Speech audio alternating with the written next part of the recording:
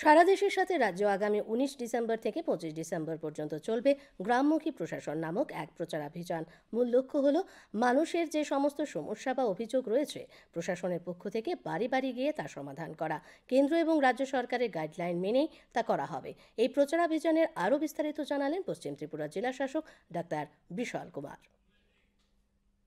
যে প্রশাসন আছে এটা মানুষের বাড়িতে যায়, গ্রামে থেকে যায়। এখান থেকে যে যে সমস্যা আছে, চাहे গভর্নমেন্টের স্কিমের মধ্যে কোনো অবশ্য সমস্যা আছে অথবা কোনো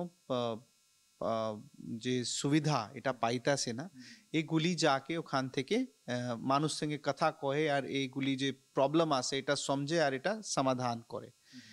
এই প্রোগ্রাম একটা গাইডলাইন আছে, এটা গাইডলাইন ভারত সরকার এবং রাজ্য সরকার মধ্যে পারস্পরিক এটা গাইডলাইন ইস্যু হয়েছে। এই গাইডলাইন মধ্যে 19 থেকে 25 অফ ডিসেম্বর এগুলি সব যে প্রশাসনিক অধিকারীগুলি আছে এটা গ্রামে যাইব। গ্রামে অঞ্চলে ব্লক লেভেলে এসডিএম লেভেলে এসবগুলি যাইব। ওখান থেকে মানুষ কি কি সমস্যা আছে এই সমস্যা এটা সমস্যা ওখান থেকে নেব আর আপনার প্রশাসনিক মাধ্যম से এর সমাধান এটা তাড়াতাড়ি সমাধান করব। তো এই लेके একটা কমপ্লিট একটা মিশন অলরেডি ইনিশিয়েট হয়েছে। কালকে সেন্ট্রাল গভর্নমেন্ট রিপ্রেজেন্টেটিভ সঙ্গে একটা মিটিং হয়েছে আর আমি আপনার যে আমার ফিল্ড লেভেল স্টাফ যেগুলি আছে এখান থেকে এগুলি लेके আমি চেষ্টা করতেছি এটা তাড়াতাড়ি ফিল্ড লেভেলে ইমপ্লিমেন্টেশন হয়।